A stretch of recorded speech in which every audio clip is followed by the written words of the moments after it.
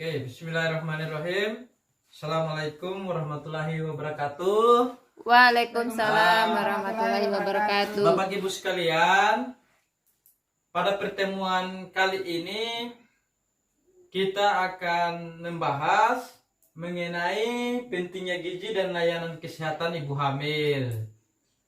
Nah, sebelum itu saya menanyakan dulu bagaimana kabarnya Bapak Ibu sekalian? Baik, Ya, alhamdulillah. masih dalam lindungannya. Oke, kita akan membahas pentingnya gizi. Saya memulai pertanyaan, kenapa judulnya misalnya pentingnya gizi? Ternyata ketika kita kekurangan gizi itu memiliki dampak. Nah, yang pertama, ibu hamil yang tidak sehat melahirkan bayi dengan berat badan lahir rendah. Biasa ketika kita melahirkan dari bidang itu langsung menimbang bayinya kita. Nah, di situ mereka bisa menaksir bayi ini masuk kategori sehat atau enggak. Yang kedua, bayi mengalami gangguan pertumbuhan dan mudah sakit. Nah, itu akibat kekurangan gizi pada saat kita mengandung. Ketika gangguan pertumbuhan anak pendek, tinggi bandang itu tidak seimbang ya dengan standar anak usianya. Nah, ini kalau besar mau tes polisi pun juga tidak bisa. Nah, remaja kesulitan belajar, prestasi minim. Nah, sementara ke depan itu ada beberapa beasiswa program-program pemerintah bagi anak unggulan untuk mendapatkan beasiswa. Dewasa gangguan kesehatan, pendidikan rendah, terbatasnya lapangan pekerjaan. Untuk sekarang bekerja apapun selain skill harus memiliki ijazah.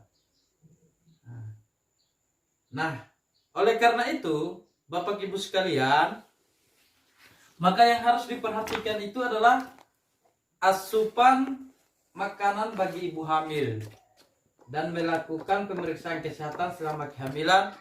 Itu merupakan upaya untuk menjaga kesehatan ibu dan anak. Nah, pertanyaan berikutnya, bagaimana supaya kita menjaga pentingnya gizi bagi ibu hamil? Ada beberapa poin yang perlu saya sampaikan kepada Bapak Ibu.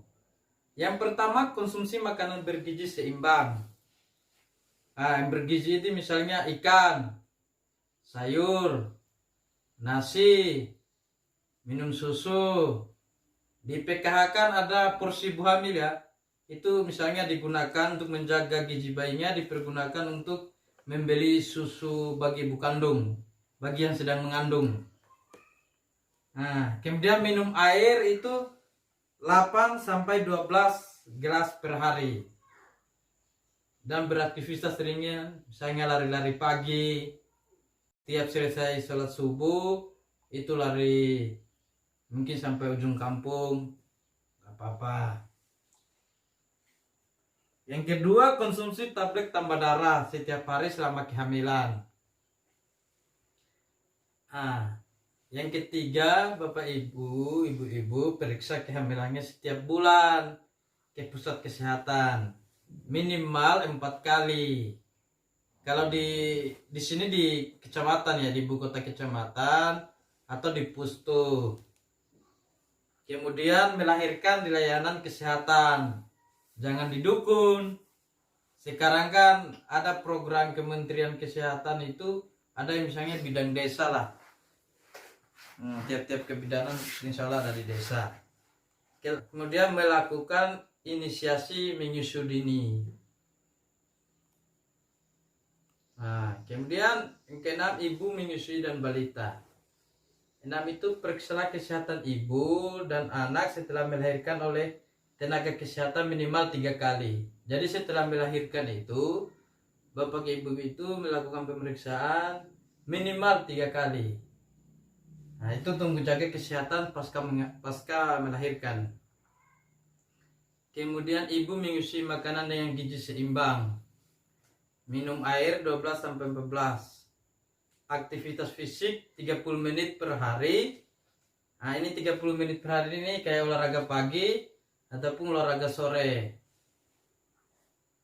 Berikan kolostrum pada bayi, kemudian ASI. Nah, kemudian kita harus juga menjaga kesehatan lingkungan kita.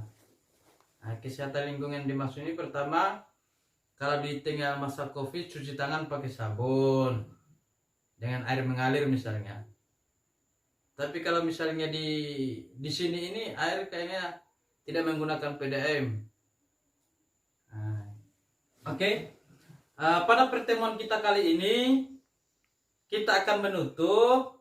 Saya ingin menyampaikan bahwa kesehatan begitu penting bagi orang tua, bagi ibu-ibu, bagi anak, bagi suami.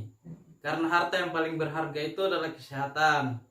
Dan kesehatan pula lah yang akan menentukan masa depan anak-anak ibu-ibu sekalian. Oleh karena itu, kita harus saling menjaga diri lingkungan dan menjaga kesehatan kita, diri kita dan lingkungan di sekitar kita. Nah, semoga kita tetap sehat-sehat walafiat. Kita akan bertemu lagi di pertemuan selanjutnya. Untuk pertemuan kali ini saya akhiri dengan ucapan billahi taufiq wal hidayah. Wassalamualaikum warahmatullahi wabarakatuh. Waalaikumsalam warahmatullahi wabarakatuh.